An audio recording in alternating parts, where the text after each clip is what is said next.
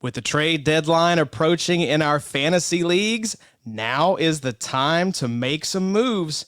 But how do you do that when offensive and defensive players are involved? That and more this week on the IDP Blitz. Hands up, get ready, it's the IDP Show. With the football guys and Sigmund Bloom, you know how that goes. This ain't your typical, we deliver the hard fast. This is the dopest fantasy football podcast. It's when to go home, everything's at risk. Welcome to something new, it's the IDP Blitz. When to go home, everything's at risk. Welcome to something new, it's the IDP Blitz. Josh here with Adam and Bobby from the IDP Show with the legend Sigmund Bloom of Footballguys, talking trades for offense and IDP. Sig's dancing on the StreamYard. You'd love to see it. It's a beautiful day. It's the NFL trade deadline, and we've got some trade deadlines coming up in our fantasy league. So in this episode, we're going to be talking all about IDP trades, and if there's some breaking news, some of our favorite IDP assets get traded, we'll touch on that as well. But Sig, let's start off with sort of a macro viewpoint type of question. We know that trading is instrumental to fantasy success, and yet one of the most common stumbling blocks we hear from new IDP managers is that it's hard to value a trade when it involves offensive and defensive players, so that makes them gun shy to trade. So what's one of the biggest lessons that you've learned playing IDP for as long as you have? What's one of the biggest lessons you've learned when it comes to making trades? All right, guys. You're so kind and indulgent, and you let me be long-winded. So I'm going to say a few general things and then get down to the IDP business here. First, I want to say this. Trade deadline day is wonderful. It's a wonderful occasion to be doing the show with y'all on this day because you know how they like to say the NFL is not fantasy football? Today it is. Today That's is right. fantasy football, right? Today they're all in the same seat we are, managing your team, looking at your resources, thinking about where you're at in your arc of your team story, seeing where you might value commodities different than another person running a team, trying to meet in the middle somewhere. And it's a reveal. It's a reveal about what teams think about their players, what they think about what matters for winning, what they think about maybe the financial implications of things, and so on. So it's a really fun day to be talking about this, and it's to get the brain cells popping because we all like to think way too much about this stuff. Okay, real quick, a lot of general trade stuff can help you get trades done in your IDP leagues. Make win-win deals. Make win-win deals. Put yourself. Some of this stuff is so simple, but why don't more trades get done in our fantasy leagues, guys? Put yourself in the shoes of the other team. What would help them? If you had their roster, what would you be looking for? Sounds simple, but more trades get done when you approach trade this way, as opposed to trying to fleece somebody. Don't try to win deals at the margin. Don't try to win deals at the margin because the larger here is you're making relationships. It's the same thing for the NFL. Why do we see certain teams trade all the time? Building relationships, and that helps lay the groundwork for a relationship. Maybe not in this trade. Maybe this trade doesn't get done the next time. Build those relationships. Learn your trade partner style. Learn who likes to come with the early best offer first. Learn who likes to do the mating dance. Get as you can information about how they value players when you're in trade talks. Oh, would you rather have this player or this player? Even if you don't get this deal done, it helps you learn your trade partners. You're always building towards maybe not this deal today, but future deals. Now, IDP trade advice. In a nutshell, people overvalue offensive players. It's just that simple. Everyone overvalues offensive players in IDP leagues. So at this time, at the trade deadline, as a seller, you might not be too happy, especially if it's defensive players that you're selling, because you know what the value of that player is in your lineup. You've been watching them in your lineup. Defensive players are going to be undervalued. Maybe it's better to be a seller of offensive players who are overvalued. And likewise, it's better to be a buyer of defensive players. So where does this all come together? Be a bean counter. Just look at it like numbers. Forget about the offense, defense stuff. Forget about all the stuff that's baked into how we play IDP fantasy football. Just look at your lineup. What's going to boost your output? And I think this is going to apply to any trade question or any fantasy football question y'all ever ask me, guys. Know your scoring and lineups. Know your scoring and lineups. Know your scoring and lineups. Know your scoring and lineups. Just understanding the implications of your scoring and lineups, especially in IDP leagues, and how it affects positional value, and how it matters for building in the ceiling, weekly ceiling for your team, and moving up that floor. You can get an edge on the competition just by making trades that reflect an advanced and in-depth understanding of how your particular league, is it a tackle heavy league? Is it a big play league? Right? Just these simple things. You'd be surprised by just sticking to the fundamentals can help you win deals. So just look at points. You're buying points if you're a buyer. If you're a seller, the offensive points are worth more than the defensive points, even though maybe they shouldn't be. Maybe they shouldn't be. Take advantage of that. Yeah, Addy, now that Halloween's over, we got Thanksgiving coming up, and Sig is like the person whose house you're at for Thanksgiving. He's bringing all these beautiful dishes to the table, and I don't even know which one to go after. There's so much goodness packed into that answer, so many different conversations we could have. Trade etiquette. Yes, like Sig said, you brought this up with folks that we play in leagues with, Addy. Trade etiquette, learning how to build relationships rather than just locking in the deal. That's a whole separate piece of this. But what would you add on to what Sig said? What's been a big lesson that you've learned when it comes to IDP trades? For me, you want to be patient, I think. You don't want to overpay for anybody. I think you want to sell when you get the opportunity. You don't want to be that guy that misses his window to sell because you're hanging too tight to how you personally value somebody.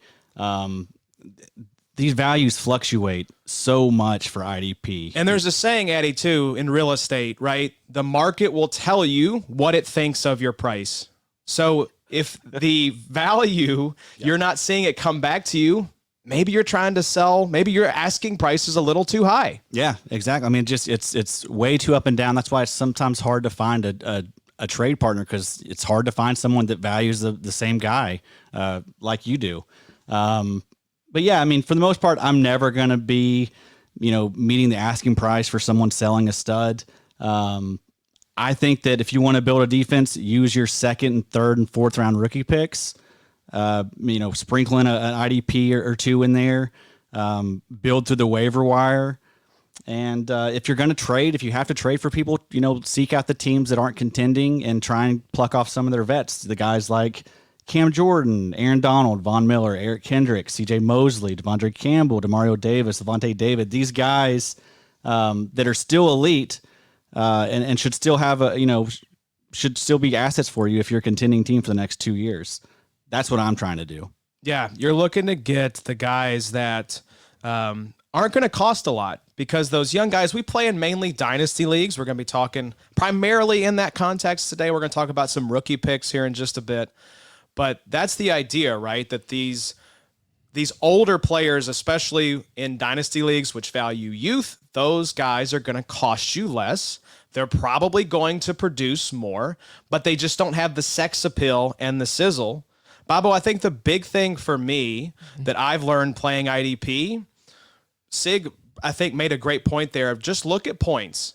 But one thing that I've noticed is when you get to the top of the ladder for both defense and offense, there's a lack of stud equivalency.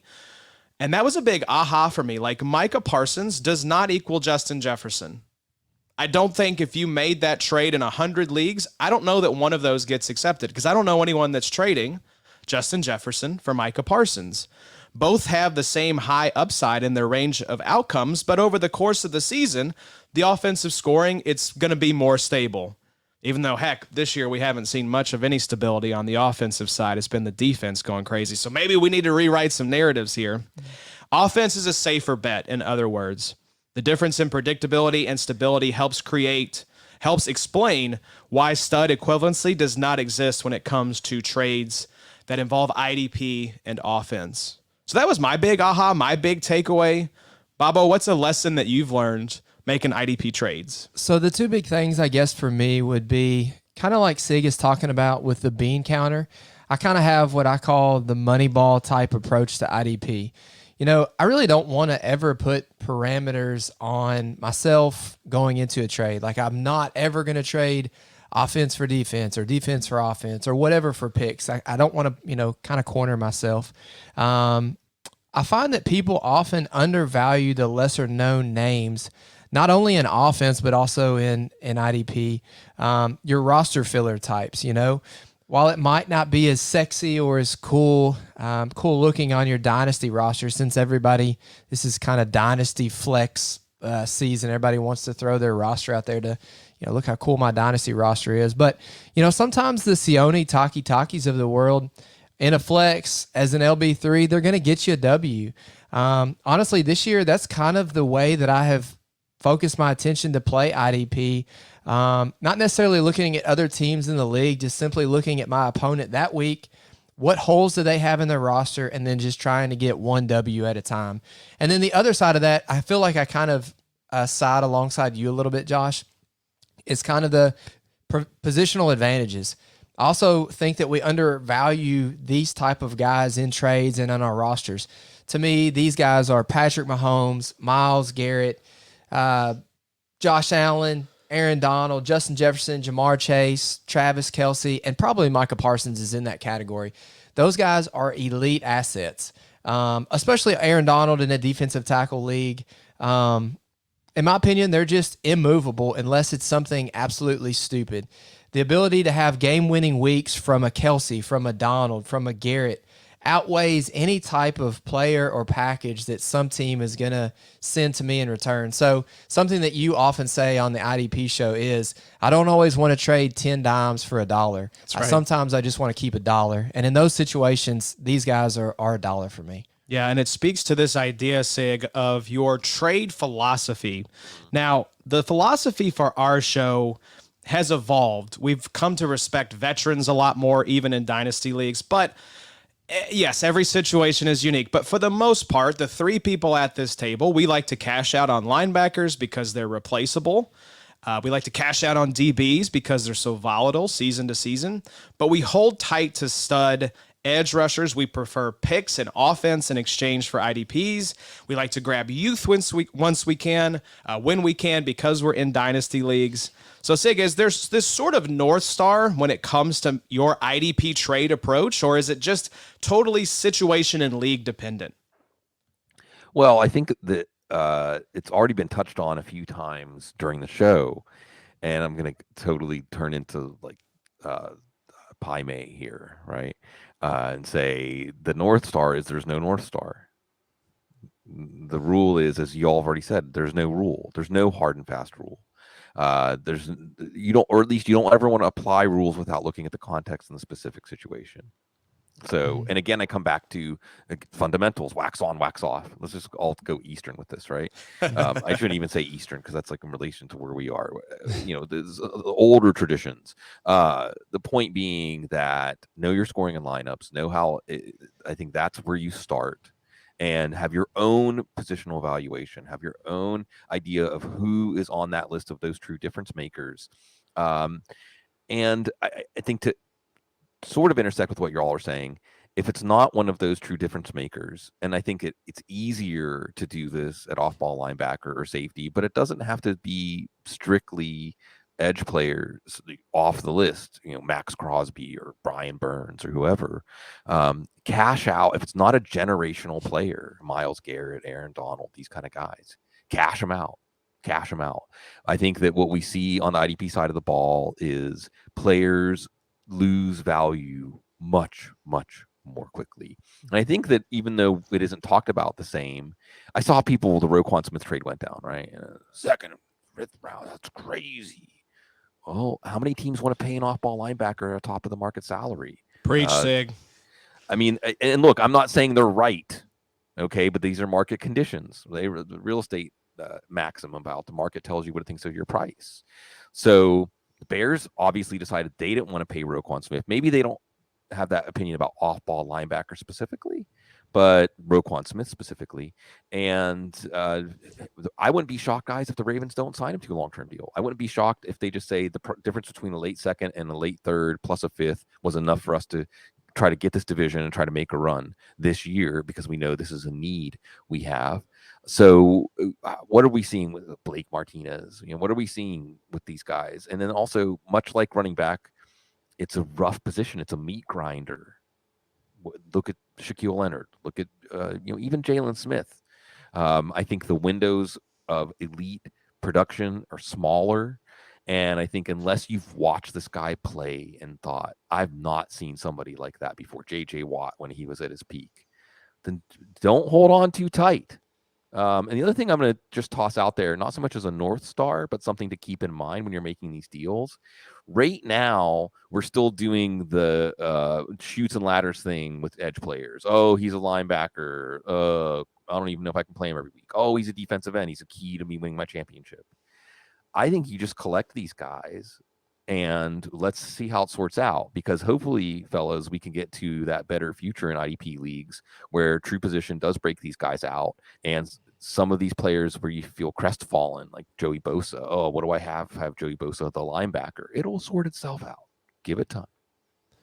Was Sig in our Slack yesterday, you think? Yeah. Was he? Right. Were you eavesdropping in our I see XFFL everything. Slack? He's the Eye of Sauron. You know, to kind of take it back to our first pod with Sig, to talk about, sell guys when you think that it might be the perceived value that selling Roquan Smith right now for a second and a fifth. Let's just say that's in an IDP league.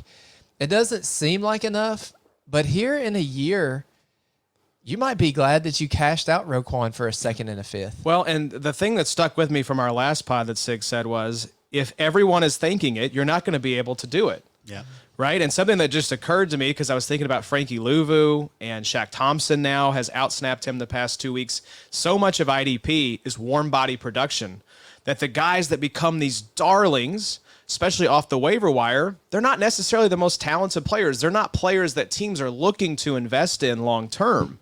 And so when we say cash out when you have a chance, part of that reasoning is because the rug can be yanked out from under these guys rather quickly. We were all excited about Frankie Louvu, and maybe things will change. Maybe things will turn around.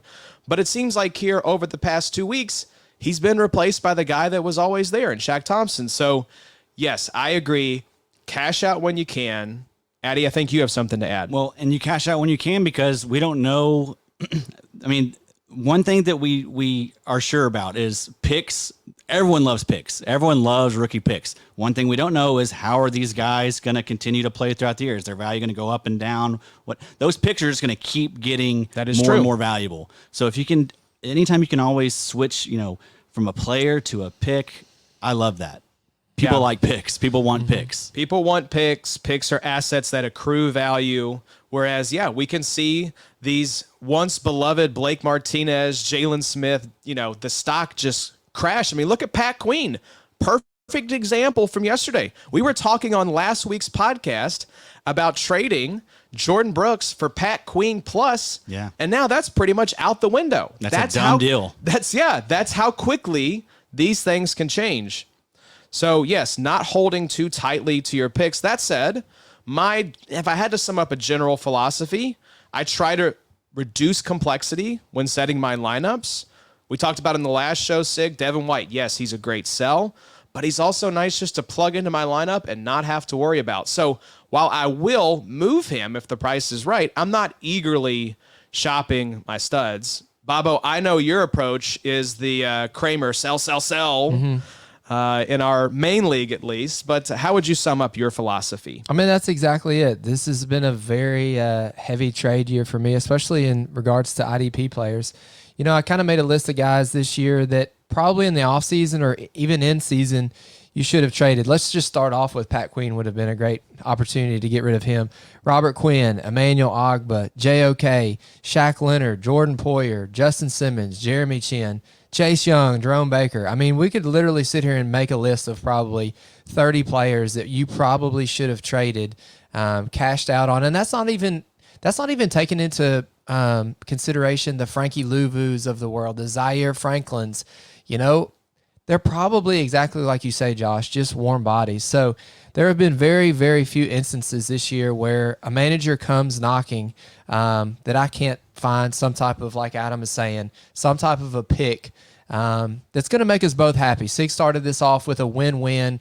Learn your counterparts' trade style and go from there. Trade with everybody because everybody's different, but one value asset to one person is completely different to the next guy. So that's probably the summation of my approach. Just get rid of everybody. Just sell everybody, buy no one, have an empty roster. It's a good way to go.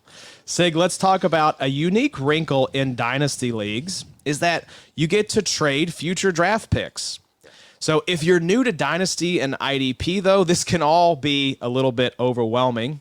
We actually had a listener DM us earlier and say, I'm having a hard time knowing how to value picks versus players in my league that has offense and defense in it. Sig, let's talk about how you handle picks in your Dynasty leagues. Are there some basic rules or strategies that you try to follow with trades that involve draft picks? There are. There's a few hacks.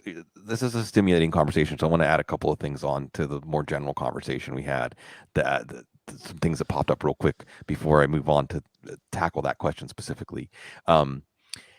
In general, I regret trades I didn't make more than trades I made.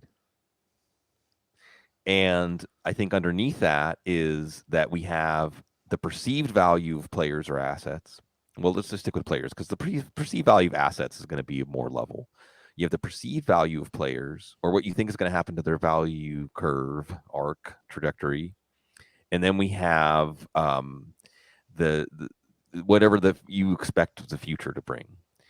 And more often, you should have taken less than what the market told you needed to get to win the deal, right? Later on, you're like, I could have taken less than that. And like you were talking about with Roquan Smith, maybe a year from now, getting too little for Roquan Smith will look really good. All right. So if you have an urge either to buy or sell, if you feel like you're overpaying or underpaying, or you're stuck on what the market says that commodity's worth, let go. And also, and this is more human psychology, I think for most of us, there are people I think that maybe are afraid to trade, maybe as you're a novice, but once you're up to speed in fantasy football, trades release endorphins, right? When you complete a trade, when you see a trade was accepted, when you get a trade done, it makes you feel good. It makes you feel good in part because you get to test out your theory. You get to actually test it out and see. Sometimes we're embarrassed. I don't know about you, but I could probably list off 5 trades right now that I've made, guys, that would make people say, why are you having him on your show? Why would I ever listen to him? Why would I ever listen to somebody that maybe after his first year traded Christian McCaffrey for Jordan Howard and Anthony Miller? I don't know. Maybe I made that trade. Maybe I did. Totally hypothetical. Sam. Totally hypothetical, right? You would never listen to somebody that did that. Never, ever. And this is going back. Maybe that's the trade. See, I say I regret trades I didn't make more than trades I did make. Well, maybe I shouldn't bring that up. But have fun, release endorphins. People create a positive association, even if make it an enjoyable experience to negotiate with you, and hopefully one that has some sort of payoff in the end. Okay, picks in IDP leagues. Picks in IDP leagues are worth more than people think. And this goes back to what we were talking about it as an appreciating asset. There's that aspect, but that applies to IDP leagues and offensive leagues. Here's the deal, folks. IDP production is pretty cheap in rookie drafts. And you might be shocked at in your mixed leagues. Guys, I play in mixed leagues, IDP leagues, where we have the jacked up IDP scoring, where IDPs can score 40 or 50 points in a week. I play in those leagues, and even in those leagues, a player like Myles Garrett fell to the end of the first round. Now they're catching up. Chase Young went number 1 overall, right? So they're catching up. But even in those years, even in a year like this year, guys, I was getting Trevon Walker like in the 3rd round of rookie drafts. You just don't get, and I think that, again, the offense-defense balance in people's minds, and I get it, offensive scoring is more stable and they have more staying power, and we're saying sell defensive players when you can, when they're producing, because they can be depreciating assets.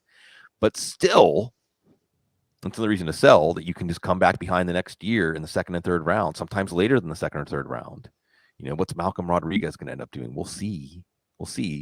My point is, you find these guys, you find these players, and it's so much easier. And maybe if you started out playing offensive fantasy football, you feel like it's really hard to replace assets, and you hold a little bit tighter, especially to 1st round picks. That's another thing I would add. You don't need 1st round picks to rebuild in a IDP league. You don't need 1st round picks. Gone are the days that, there was Patrick Willis or Luke Kuechly or somebody in the first round and maybe somebody else in the early second round at linebacker. And if you didn't get in on that, then you probably aren't going to improve your linebacker core. I think we can all look at linebackers that are our every week starting linebackers on our fantasy teams that when we look back at their draft cost, it's minimal. It makes you sick. It makes you sick that you passed on him for a 5th round tight end who never even really saw the field, right? So you can always take advantage of the discount on potential IDP studs in your drafts. And probably we still, even after this conversation, guys, even the 4 of us, we probably still aren't valuing picks as high as we should in IDP leagues. Yeah, there's a great point there, Adam, that I want to kind of kickflip off of, which is the idea that you don't need firsts to rebuild and restock the pantry for IDP. I think if you looked at the bell curve of production versus draft cost in our main league, that curve is going to peak around like mid-second to mid-third. Mostly because, as Sig mentioned, IDPs typically don't go in the first rounds. You may see 1 or 2 sprinkled in, depending on what the offensive talent looks like. But for the most part, these stud IDPs, Devin Llyod going at like the 202 in our main rookie draft, that tends to be how it goes when it comes to rookie picks. Now, if you want to replenish the offensive cupboard, you're going to have to get those first for the most part. But if you're just looking for IDP reinforcements, second, thirds, and even fourths can get the job done.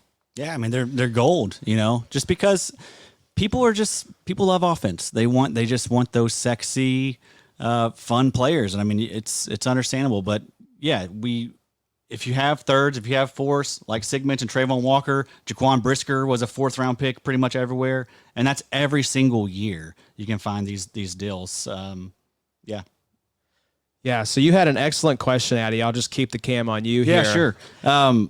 Just for everyone here at the table, and Sig, you as well. You're at the table virtually. What is the most you have ever traded for an IDP asset in terms of picks? And do you regret making that deal? So I'll kick us off here because this one jumps out to me right away. It was in 2020 or 2019, I think it was, because I traded a 2021 first and 2 2020 seconds for Devin White. Now, Devin White is still on my roster. We had that conversation in the last episode. Do I regret the trade? Not at all. It always does give you a little pause when the other manager smashes accept, like doesn't even entertain other offers.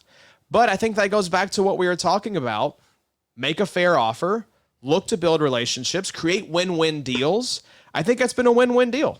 So no, I don't regret spending a first and 2 seconds for Devin White. And that's a good point. If you do lose that trade, if you eventually, I mean, that's gonna the manager you traded with, they're gonna look fondly on that, and that's good. Yeah, it's a little reciprocity bias. Like, hopefully, like, hey, remember when I sent you that great deal for Devin White? Maybe you can help me out a little bit on this next. Yeah, help me out, man. So, Babo, what about you? Do you remember the highest amount of picks that you ever spent for an IDP?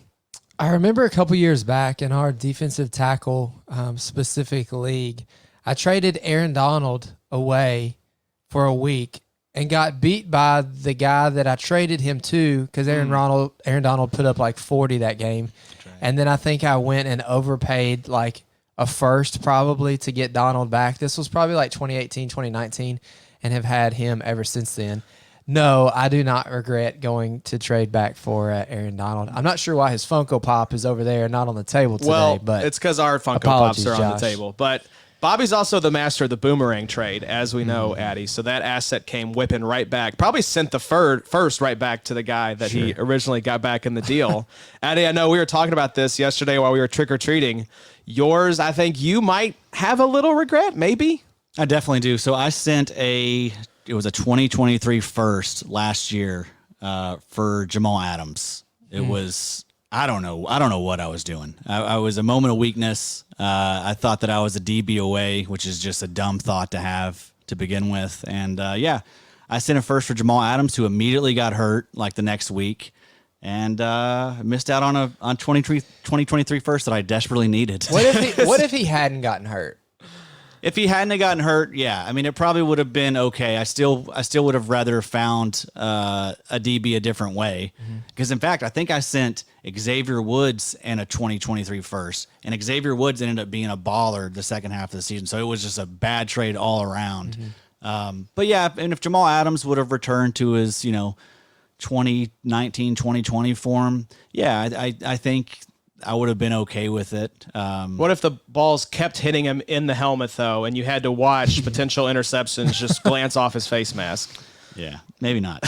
Maybe not. Sig, we know about the hypothetical Christian McCaffrey deal. Is there a trade that comes to mind with IDPs and draft picks that you can remember? Oh, yeah. This is another one. Again, why are you asking me? Why are you having that guy on? Because I did a trade the year after Myles Garrett's rookie year, and I went the other way. I'm going to cite a trade that went the other way, guys.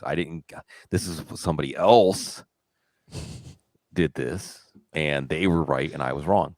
And again, this is Myles Garrett. I gave up Myles Garrett, and I whiffed on the defensive tackle scoring was pretty jacked up. I whiffed on my defensive tackle scoring. I was pretty close to winning the championship in the first year.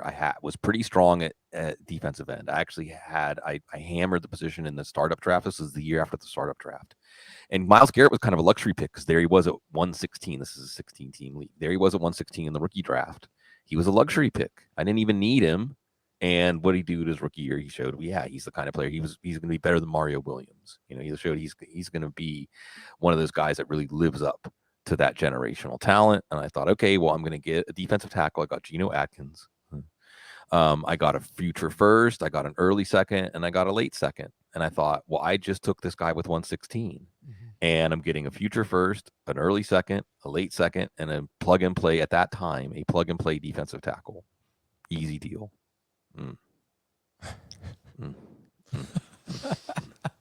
Sig, I don't know. That sounds pretty good. I mean, good. the Geno Atkins piece is, maybe regrettable, but you got some draft picks back. I mean, did those guys turn into like Laquan Treadwell, though? Well, let's see. That the other piece of it? No, that's a good question, actually. I mean, now you're making me want to go and look. And this is probably, again, like this, at some point I might just turn off my computer and walk away, guys. So watch out. watch what you're asking me. What's funny, because I'm the way I am, I ended up trading both of those picks. What did I even do? See, now we're going to really trace this all the way back, because it looks like when I'm trying to figure this out. Why don't I do this? Why don't I just look and see what I did the following year in that draft, at least with that first round pick. There you go. This is going to be embarrassing. Oh yeah, here's the real reveal right here. Oh, you know who I ended up taking with the first round pick? Kyler Murray. Okay, that's nice. In a 16 team league. Yeah. And then so that's not too bad. And I can at least look back. I'll tell you what, guys, let's do this. Let's look back at the year that I made the trade. And even though I traded away the picks, who was taken at 202 and 215 that year? Who was taken around there? 202 was Michael Gallup. Okay. Right around him also Dante Pettis, Leighton Vander Esch. 215 ended up being, Sam Darnold. Dallas Goedert went right after him. Josh Allen actually went a couple of picks after that. Shaquille Leonard went a couple of picks after that. I was so smart that I traded down out of 215 into the third to get Kiki Cutie. So, hey, returning punts for my Indianapolis Colts this weekend. I got to watch him in person. What a delight that was. Yeah. But yeah, I mean, don't beat yourself up too much here. That's pretty good. That's not a bad haul for Myles Garrett. It's not a bad haul at the time, but I think that if I had just waited until like a month or two into the following season, I could have gotten multiple first round picks for him. I mean, I think this goes back to our generational talent thing. Is like, if you have an inkling that you have a generational talent, don't trade them away. But that's the thing, though, Sig, is that how many of these guys are generational talents on IDP?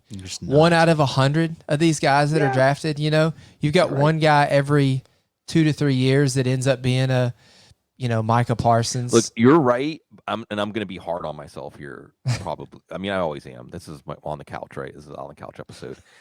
But I do think in the specific case of Myles Garrett, in the case of Aaron Donald too, that the writing was on the wall. I mean, with Garrett, it was even more obvious because he was a number 1 overall pick, because he was a player that, not just from a physical standpoint, but you could see the way he could bring all. Again, this isn't Mario Williams. This is a guy. This isn't even Julius Peppers. Honestly, this is a guy who has some sort of motor or something that really is going to allow him to unlock the generational physical tools he has. In the case of Aaron Donald, I think we saw pretty quickly that draft class, in a typical draft class, Aaron Donald would have been a top 5 pick, even as an undersized defensive tackle. You're right that we fool ourselves into thinking that maybe we can predict who the generational guys are going to be. But at the same time, I mean, we know, now granted, for every Aaron Donald, there's an Ed Oliver, right? Yeah. But at the same time, Quinnen Williams, guys, I flexed Quinnen Williams as my IDP flex in one of my leagues last week, and it was the right move. That's You right. know what I mean? So it's tough. It's tough. I guess I'll put it this way: when watching a player makes you get excited, reminds you why you love football, don't trade that player away. Yes, preach. That's the emotional aspect of fantasy football that we don't talk about enough. Build a team that you enjoy. Build a team that, if one of the selling points of IDP is to enrich your experience of fantasy football and watching the NFL, build a team that makes you excited, including on the IDP side of things. I love that, Sig. And Myles Garrett, generational talent. Let's hope he lowers the driving speed a little bit so he can stay safe and stay in our lineups. But yeah, the generational label probably gets tossed around a little too much. Like Bobo said, maybe there's 10 to 12 of these guys in the league currently. But speaking of guys, Sig, we're going to wrap up here. It's trade deadline day in the NFL. Trade deadline's approaching in our fantasy leagues. One of my favorite segments from around the NFL podcast is You're the GM. So we're going to be the fantasy GMs around this table and talk about some of the premier IDP assets in the league. Can I break some news real quick? Yeah, Bob, Yeah. what we got? So the Bears are trading for Steelers Chase Claypool. Yeah. Oh, wow. Look at that. That's from Field Yates. Wow. Yeah. There. So, wow, that's pretty shocking. What do we think that does? Sig, instant reaction from the offensive mind. Yeah, I'm typing it right now. Well, what's the most fascinating thing about this, guys, reacting to this in real time, is that the Bears have obviously reached an inflection point in their rebuilding, right? Because some people are saying, well, now let's trade David Montgomery. Now let's do this and that. And maybe they still will. I mean, we've got hours left before the trade deadline. But now you're not seeing negative moves saying this player's not part of our future. We want to cash him in for some asset, any asset. Now we're seeing positive moves. And it intersects with Justin Fields and his development and rational coaching, borrowing from the Lamar Jackson playbook and so on. So I think this is exciting if you're a Bears fan. And I think that when you look at, this applies to IDP trading, guys. This applies to fantasy football trading. Okay. Sometimes there's only a couple of trade partners. Sometimes it'd be great if everybody was an equally informed, equally eager trade partner. But sometimes if you want to trade an asset, or you want to acquire a certain kind of asset, there's only 1 or 2 teams that are going to be there, right? So for the Steelers, trading Chase Claypool, they have a surplus of assets at wide receiver. And the other thing is, maybe Chase Claypool, not a Mike Tomlin guy, not a guy that fits in Mike Tomlin's culture the way that he might prefer. So this was the guy the Steelers had available, and the Bears are in the market for wide receivers, but they're not in the market for Brandon Cooks. I mean, they're not in the market for a Band-Aid. Okay, they're not the Packers, they're not the Ravens, they're not the Giants even, that have more of a limited time window horizon of impact. They're looking further down the line. You have a cost-controlled asset in Chase Claypool now, at least for 2 more years, the rest of this year, next year. But more importantly, you have this excellent contrast between Chase Claypool and Darnell Mooney. Right. And maybe this was just good luck that that's who was available. But you have in Chase Claypool, and because you have Chase Claypool with Darnell Mooney outside, I think Chase Claypool is best suited as a big slot. They can put him there. I think that you have a player that it just gets a fresh start. We all saw the picture of Chase Claypool, the frustration with the Steelers offense. Could they trade Matt Canada in the deal too? Did Matt Canada go in that part of that deal? I think he's still there, Sig. As a still Steelers there. fan. And there was who was it? The Colts fired their offensive coordinator. Yes, they did. This morning. Steelers fans saying, "Can we get some of that over here? Can we do that too, please?" That's just not how Mike Tomlin runs the team, though. So it's exciting. I think that, and again, guys, things change so fast in the NFL, right? Mm-hmm. I mean, 2 weeks ago, if you're a Bengals fan, you're riding high. Now the Browns are taking your lunch money, right? The Bears 3 or 4 weeks ago looked like a laughing stock. Hey, you can win a game in a monsoon. So what? Now the sun's coming up, right? So this is what's exciting, and I think maybe this is a signal to some teams in fantasy football to think like the Bears right now. Don't just think about tearing down. Think about what you're building to. I think the Bears probably sit back and know they didn't do enough in free agency or via the draft either. They didn't spend a lot of money in free agency. Yeah, they're stockpiling. They're stockpiling picks. They're stockpiling young, cost-controlled assets and Chase Claypool. I like what Ryan Poles, the Bears GM, is doing. I think he's rebuilding the right way. You've got the quarterback, so let's build up the offensive surrounding cast. You like Fields? You a Fields guy?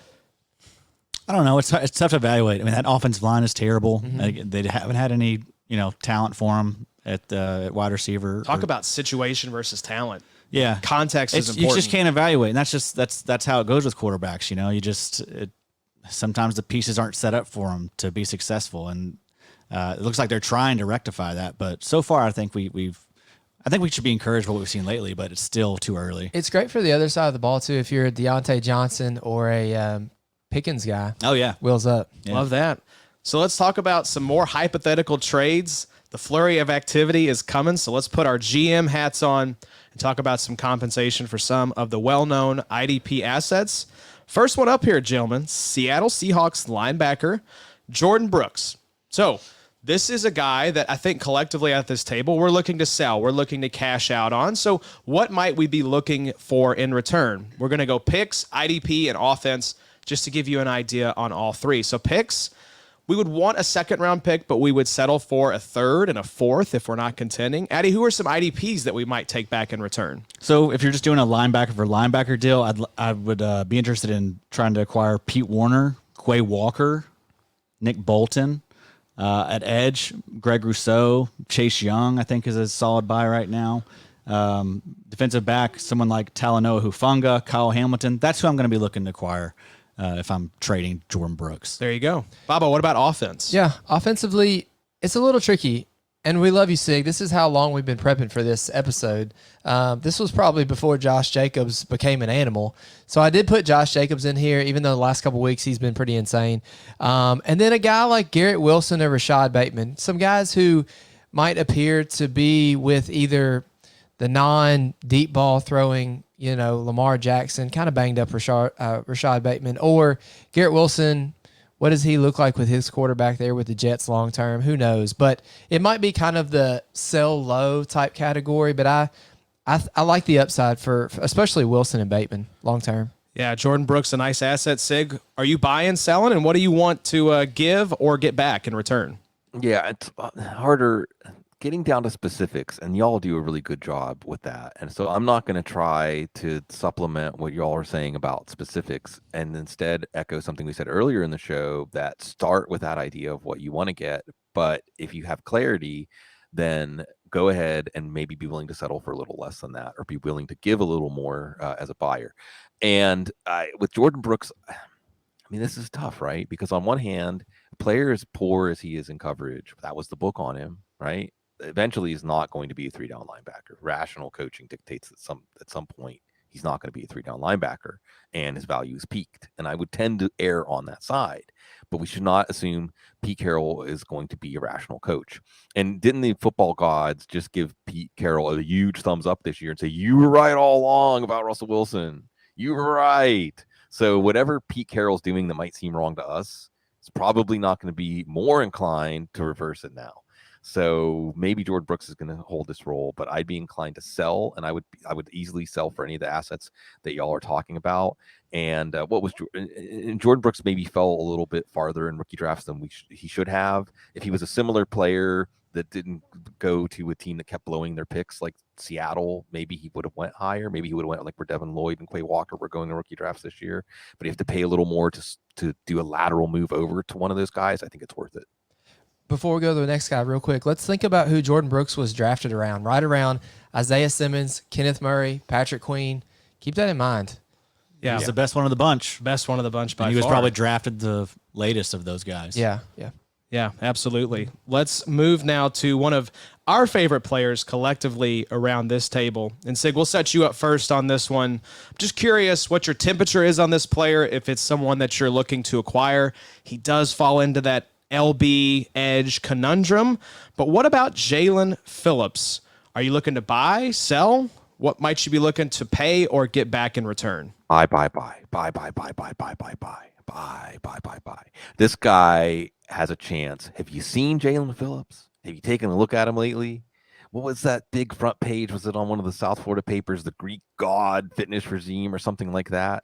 And you watched him at Miami, college Miami, and you saw somebody that strictly as an edge rusher was comparable as some guys that go top 3, just if you're strictly looking at that part of his game.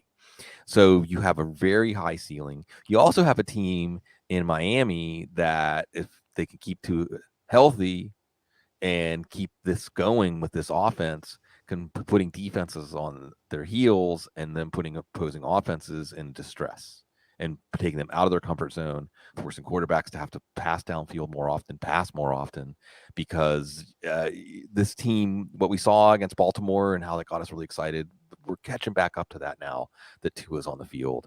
So I think you have a stellar talent.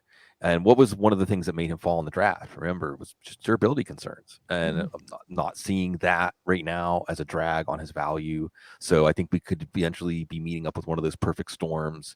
And Jaelan Phillips is a player that I think almost universally is underrated in terms of IDP fantasy value.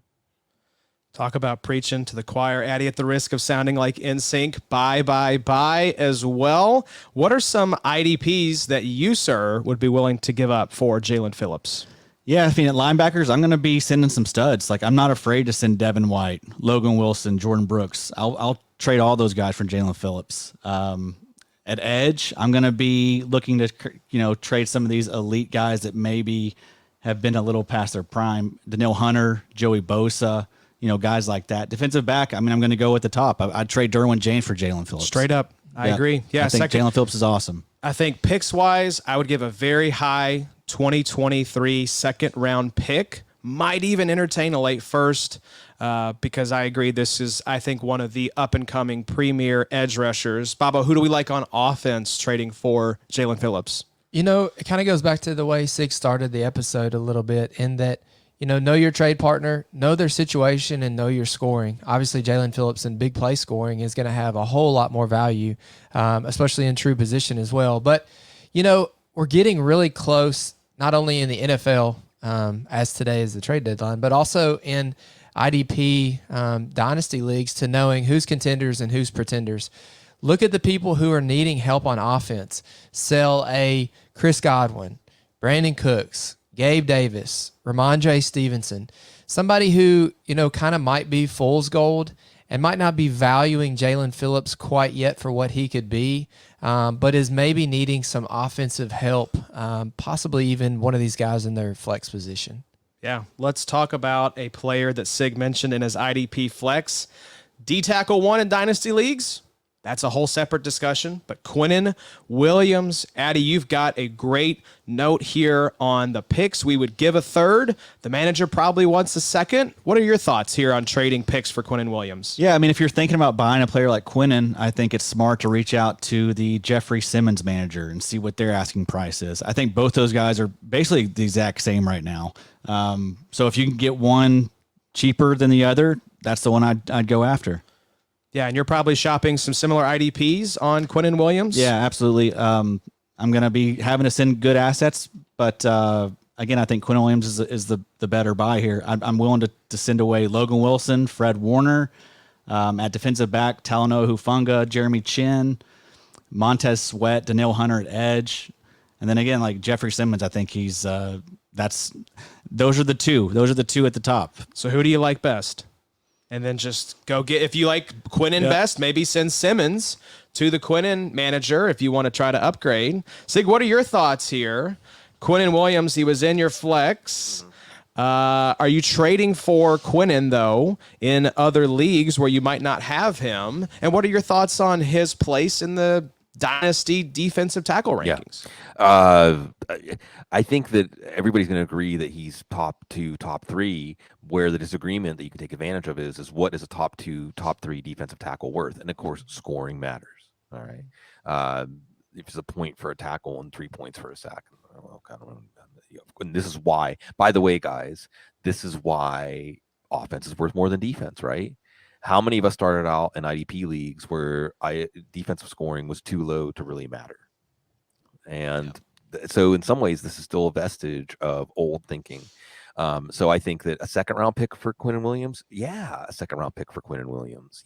I'm not going to hesitate, right? I mean, this is one of those things where now maybe Quinnen Williams isn't truly generational in the same way that Aaron Donald is, that J.J. Watt was, but you also have a multiplier effect of, sure seems like Robert Saleh's program on defense is working. It seems like, I mean, do you remember like Justin Smith, an interior player can rack up stats. In this kind of situation, Quinnen Williams is a player who's, and the other thing is, again, think about that. We want younger players. You think about that career arc. I think that we may still have not seen the best of Quinnen Williams yet. So it's a tough position to get points. I like the idea too of inquire about Jonathan Allen, inquire about Daron Payne, inquire about some veteran options. What's the discount? So guys, if we're talking about like Grady Jarrett or even Aaron Donald, they should be some percentage of the value of Quinnen Williams. But name brand value skews things. The Jets, we aren't used to thinking of the Jets as a place that players flourish and hit their best possible selves. All kinds of things might be intersecting here where you might find it's actually, you don't have to give up that much more for Quinnen Williams than you would to get Aaron Donald or Grady Jarrett. So put the feelers out there, figure it out. I have a feeling you're going to want to get Quinnen Williams. Yeah, you want Quinnen Williams on your roster. Addy, let's talk about, to wrap up here, a couple of linebackers that we mentioned on the last pod. One of the ones that we are looking to sell of the two Devins is Devin White. If you want to deeper dive into kind of the thinking behind selling an asset like Devin White, go back and listen to the first IDP Blitz that we did last month. But Addy, let's dig a little deeper into another player who got mentioned in the last episode, Devin Llyod. This is a player unlike Devin White that we are buying. We'd be willing to give a 2023 late first or a 2024 first plus a fourth. IDP assets, I mean, the cupboard is fully stocked of assets that we're willing to send. Yeah, I mean, Devin Llyod is my LB1 in Dynasty, so I'll send Roquan, I'll send Devin White, I'll send Shaq Leonard. I don't care. Just let me get Devin Llyod on the Do you squad. have to send those guys plus, you think, to get Llyod? Maybe so. Yeah, maybe so at this point. I mean, Shaq Leonard is a tough sell right now, that's for sure. But yeah, I mean, people are definitely getting smarter thanks to us and Sig. At edge, I'd sell someone like Josh Allen, Brian Burns, Derwin James at defensive back, Jeffrey Simmons. Although that's not enough for Devin Llyod, honestly. Devin Lloyd's quite untouchable. Truly, he's a top 6 asset for me. So yeah. Bobo, offensively, this is an interesting conversation because this dude is a top IDP asset. So what kind of offensive assets are equivalent in your mind? So I will say this would be for Devin Llyod plus. I'm not doing these guys straight. I want something else back in return. But if you're like Adam and just has, the new car buyer's eyes, he's just looking to spend money to get Devin loves Llyod that as new fast car as smell. he can. Deebo Samuel for Devin Llyod plus. T. Higgins, Chris Olave. They're all great. Don't get me wrong. They're all great offensive assets. But Deebo, now with CMC around, is he going to lose some touches? T. Higgins looks like he's pretty reliant on having Jamar Chase run alongside of him. Maybe he's not a true number one there when Jamar's not there. And then Chris Olave, I really like Chris Olave, lives in Sig City. But, could you sell a nice rookie wide receiver and get a Devin Llyod, maybe plus another offensive piece, maybe plus another pick for next year? Obviously, all these guys are going to be valued higher than Devin Llyod. But if you love Devin Llyod the way Adam does, you look at him the way Adam looks at him. Got the heart eye emoji going on. Yep. Love it. It's all open. All right, Sig, what about Devin Llyod? Are you as in love with the Jacksonville Jaguars linebacker as the people at this table are? No. And I think that this conversation, fellas, means that you should sell Devin Llyod. Because I think that, as we like to say around the business, he's being valued as ceiling, right? Where does Devin Llyod rank right now in IDP scoring? Now, granted, he's got room to grow, but at the same time, Jacksonville. So I think we also had something, that 38-10 game that Jacksonville played out against the Chargers, and I did it. I bloomed them, right? I said their linebackers should have a nickname, AWOL and Duval or whatever. And now all of a sudden, Travon Walker checking in has the worst pressure rate of anybody who's had like 200 pass rushes. Look, first week, Travon Walker looked like he was going to be an instant impact guy like Myles Garrett or whoever, right? Devin Lloyd's a good player. He's a good all-around linebacker. But if somebody is really hot and heavy for him, and I don't like the idea of trading him for offense. I do like the idea of starting at a second-round pick and at least probably getting another piece is equally valuable to second round, maybe 2 second-round picks. And a few other. So guys, this is where you do that shotgun approach, right? If I can get it 2 seconds and a fourth or something like that, I'll take my chances. I can turn one of those into somebody that maybe isn't as tantalizing in terms of his talent and his all-around game, but at the bottom line production is going to roughly cancel out Devin Llyod. Or maybe I use all 3 picks on offense, or maybe I use all 3 picks on edge rushers or whatever. Gives me flexibility. Maybe I find Devin Llyod this year, Devin Llyod production on the waiver wire. So I think with Devin Llyod, we're paying for what we think he's going to become, but that tells me that you can harvest more value than is there right now, which is the side of the trade I want to be on. That's why you have Sig on the show, Addy. It's not just the impeccable bucket hat collection. It's the counter takes to the narratives that we even have here at this table. And that's what I love. He expands our way of thinking. He gives multiple different perspectives. And that's what makes IDP fantasy football beautiful, is that there are so many ways to go about this game that we love, Addy. And he's right. If someone's sending you first round picks, if anyone ever sends you a first round pick for any type of IDP asset, you have to really think about it, I think, because it's rare. I mean, how many times have you guys been offered a first for one of your IDP assets? I don't think ever. I don't know if ever either. It's rare. But the other thing to take into consideration also, we say a first, but Sig's already talked about on the episode, he had the 116. Yeah. So just because you have a quote-unquote first, know whose first that is and where they're projected to be, because there's a huge difference between 103 and 116. Because 116, and honestly, in most of our leagues, that's a mid-second. Yeah. I mean, you're likely never to get anything higher than a mid-first. I think even on our rankings, we have the trade values, and I have a little note in there that says expect these firsts to be mid to late, just because people are not willing to part with those early first round picks. And we already know at this point in the season who's going to be a top 5 or 6 pick next year. Absolutely. Well, Sig, this episode has been loaded with goodies. Hopefully we have provided those IDP managers who felt a little unsure about trades. Maybe this is their first season, or maybe they've had some bad deals not go their way. We mentioned some of ours. Maybe they've had some of theirs. I always like to get your thoughts here as we wrap up. Any final thoughts, parting wisdom for managers out there in IDP leagues? Yeah, I want to joke and say, we're going to destroy the show, right? This is not ever going to actually make it out to the people now. That's right. I admitted these trades. Actually, on the record, admitted that I've done this. Going on the shelf. Just for us. No, but I think what y'all should come away with, y'all being the people listening and watching, is that don't be afraid of making mistakes. Don't be afraid of learning through making deals. So don't, especially if you're just starting the IDP journey, you're only a couple of years into it. And then you're stimulated by it. You know, when you started it didn't turn you off and make you say, I just want to stay casual. Then you're going to learn by making trades. You're going to learn, again, you're going to build relationships, even in the trades that aren't consummated, and making bad trades. Sometimes this is life stuff, guys. Making mistakes is how we learn. And if you try to avoid making mistakes, then you're never going to learn. You're just going to always be sitting there, keeping your powder dry, but never actually getting into the skirmish where the fun is. So try stuff, play around.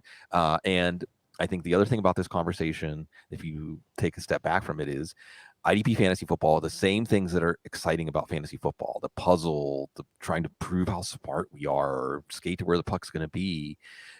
There's many other layers that open up when you do IDP fantasy football. It's like unlocking another level of a video game, right? So this should be encouraging for folks, especially the dynasty aspect of going in further and having new places to test your theories, new laboratories to mess around with your philosophy, positional value, what's important, what lasts, what doesn't, see what happens.